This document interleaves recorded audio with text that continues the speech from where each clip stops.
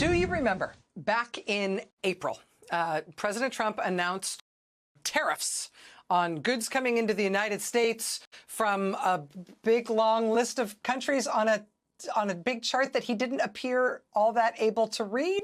He held up this multicolored chart with totally nonsensical, seemingly random tariff rates that were arrived at. How exactly? Tariffs on everyone from our best friends and closest trading partners to Antarctic islands inhabited only by penguins. The penguins get tariffs. Canada gets tariffs. Cameroon gets tariffs. Everybody gets tariffs, but not Russia. No tariffs on Russia specifically. For some reason, we don't know why. That very weird tariff announcement in April created so much economic chaos that the US stock market cratered. And then even the bond market started looking wobbly. And that was kind of a panic button moment. And so then Trump announced a pause on all the tariffs, except for China. He decided he would keep the tariffs on China and then he'd make them gigantic. And Trump said, hey, that's okay. It doesn't matter that we've got this prohibitively gigantic tariff just on China. It's okay. You won't even notice. And if you do notice, maybe it'll be good for you. American kids don't need 30 dolls. American kids can make do with 2 more expensive dolls. And you don't need 5 pencils anymore. Now everybody in America only gets 1 pencil, and it'll be good for you. It was very weird. The 2 dolls, 1 pencil presidency. When that didn't sink in all that well, he announced that he would also pause the China tariffs. So, and then what? I don't know. Nobody knows for how long. Businesses still have no idea how to plan for anything. Are these tariffs something that we've now gotten out of our system? Are they coming back? Well, if you enjoyed that experience. The Donald Trump-Elon Musk civil war is the gift that keeps on giving. And it keeps on giving MAGA a headache because everything that they believed about their dear leaders is crumbling right now. Not just Donald Trump, but Kash Patel, Pam Bandy, everyone who lied to them about this Epstein scandal, which Elon Musk in a breaking post just dropped another bombshell about, that is completely rocking the Trump White House.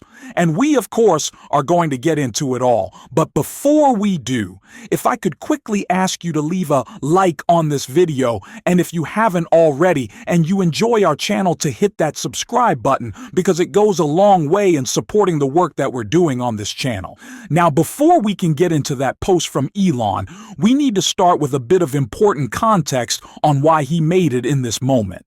And that all starts with a breakdown from Rachel Maddow right here. Jeffrey Epstein client list that Trump had ordered her to review and release to the American people. She not only said there was a Jeffrey Epstein client list, she said that she had it in her possession on her desk. One of the things that you alluded to, and this is something Donald Trump has talked about, the DOJ may be releasing the list of Jeffrey Epstein's clients. Will that really happen? It's sitting on my desk right now to review. That's been a directive by President Trump. I'm reviewing that. I'm reviewing JFK files, MLK files. That's all in the process of being reviewed because that was done at the directive of the president from all of these agencies. Oh, yes, it was a directive of the president. The Epstein client list is sitting on my desk right now, says Donald Trump's hand-picked attorney general. New statement today from her department, the U.S. Department of Justice, says there is no Epstein client list. The systematic review revealed no incriminating client list, according to today's DOJ memo. These guys have been hyping the whole Epstein conspiracy theory for years. I mean, this is the guy who Donald Trump appointed to be deputy director of the FBI. I've already told you the Epstein story. Let's just say a friend who knows about something, if you've heard the story, was on the plane with Clinton with the Epstein thing, and he said, "Hey, I'm out of here, Daddy-o." I told that story quite a few times, so I know a lot about this story. There are a lot of people who know old Jeff. A lot of people. So it's kind of weird, like this client list is about to come out. Everybody got quiet all of a sudden. I know a lot about this story. A lot. Says the podcaster who Trump named to be deputy director of the FBI. Now today, knock, knock, knock, FBI, what's up with that? Today, according to the FBI and the Justice Department, there is nothing at all to this Jeffrey Epstein story. Please stop talking about it. There will be no further information released. Client list, what client list? We will not be talking about this anymore. There will be no further information. You should stop talking about this, except maybe if it is raised, on the gold spray-painted television sculpture on the National Mall. Maybe you could learn something about it there, but otherwise, now that Donald Trump is the head of the U.S. federal government, we're just, no. MAGA has been selling us this lie, this conspiracy around Epstein for so long. And it's because they think that they are more than welcome. They are totally fine to play political games with the lives that have been lost, stolen, and broken by an insidious, evil criminal in Jeffrey Epstein. And it's because they work for a man who is happy to ruin lives and is himself an insidious criminal without empathy or a care for anyone else in the world. And Donald Trump. And it's not just that Trump is, but he surrounds himself with people like that. Empathy, care. These are things that are degraded, that are looked down upon in MAGA. We can see that in Donald Trump's top advisors. One that Elon has spent a lot of time going to war with, and that's Steve Bannon, who is integral to the shocking claim Elon just made. So before we get into it, we need to see a little bit of their background. Musk calls Bannon a fat, drunken slob and said he should be arrested as their feud rages on. Bannon and Musk have had a bitter rivalry since the tech billionaire secured a spot in Trump's orbit. Elon Musk and Steve Bannon escalated their feud over the 4th of July holiday, exchanging fiery insults over their respective platforms. On Bannon's podcast War Room, the former Trump advisor raged against Musk for polling his ex-followers about starting a new political party, which he did in the United States, saying Musk was being disingenuous and should be deported. Bannon said only a foreigner could do this. Bannon also said, think about it. He's got up on Twitter right now a poll starting an America party. A non-American party, an American party. No, brother, you're not an American. You're a South African. If we take enough time and prove the facts of that, you should be deported, Bannon said. So Elon and Bannon have been throwing jabs. And of course, Steve Bannon is one of Donald Trump's closest advisors. And it just goes to show that this is a very petty personal fight that Elon is engaging with, of course, with Trump and the rest of Trump world. And it's the reason why he just dropped the latest Epstein bombshell, which is about Steve Bannon, but gives us important context on what's to come. Breaking news.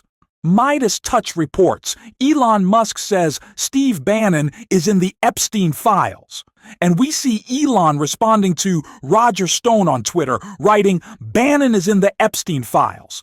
This is the second time that Elon Musk has made a claim about someone being in the Epstein files.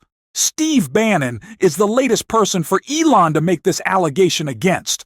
Now, what is so important about this is that Pam Bandy said that there is no Epstein list. There is no Epstein file. Elon is directly contradicting this. Now, if we can think back a couple of months, do you remember when Elon was about to be given a secured briefing on potential war plans with China before the New York Times blew up that story, and Donald Trump eventually rolled that back and actually screamed at Pete Hegseth for even allowing that to almost happen to share those plans? That is an informative look into the access that Elon had in this administration. Okay, so if he knew about potential war plans, if that was the information being offered up to this special government employee, what else could Elon have seen in the White House? Could he have seen some form, some early draft, some early documents that hadn't been unsealed for the public about Jeffrey Epstein? Is that why he's making these claims? In a moment in which Pam Bandy, Donald Trump, and Kash Patel are telling us, look away. Take a take a look in a different direction.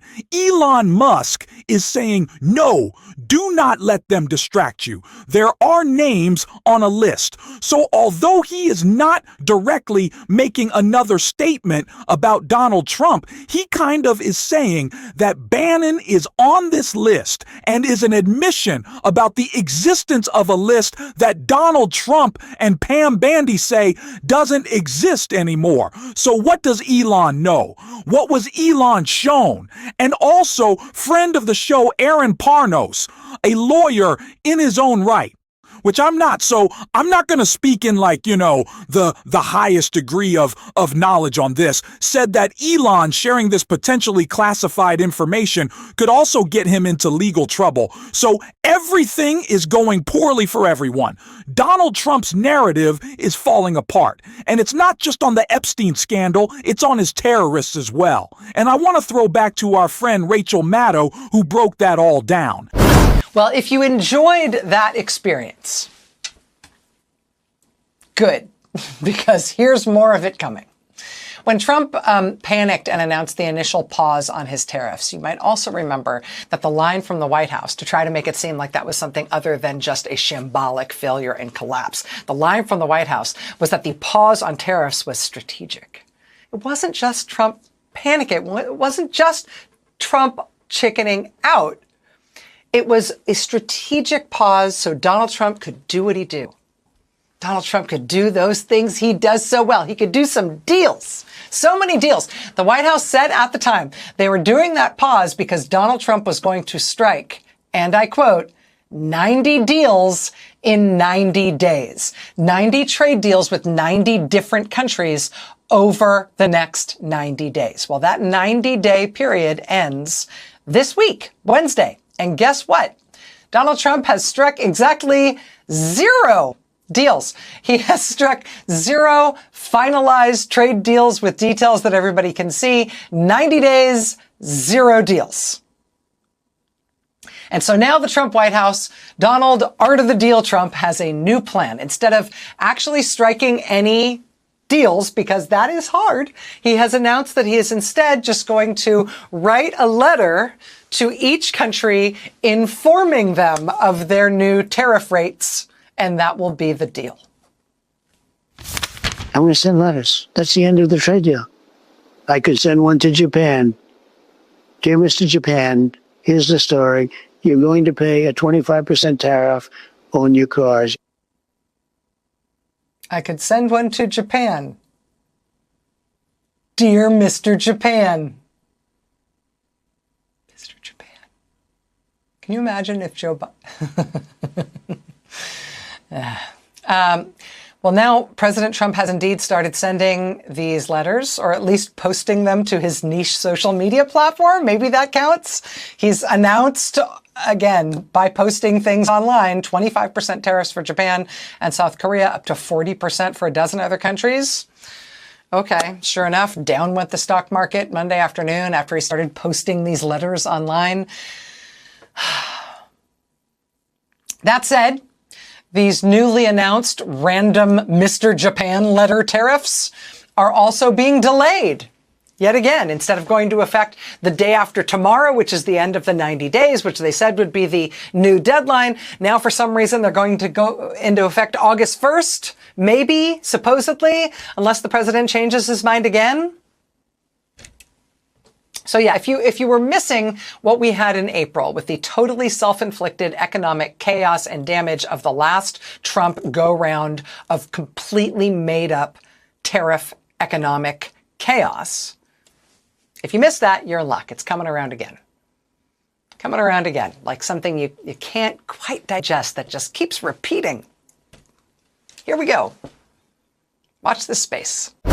It has always been one big show, one big charade. No one ever believed that Donald Trump cared about resolving any job loss, any manufacturing exodus in the United States, that he cared about the American middle class, workers, lowering costs. No, he liked the word tariff because he's an idiot.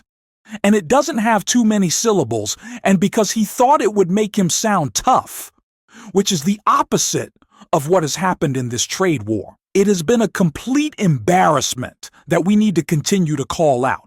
We're certainly going to on this show, and if you want to support that, as always, you can hit that subscribe button, leave a like on this video, and if you stuck around to the end, drop a blue heart in the comments. And until next time, I'll see you soon.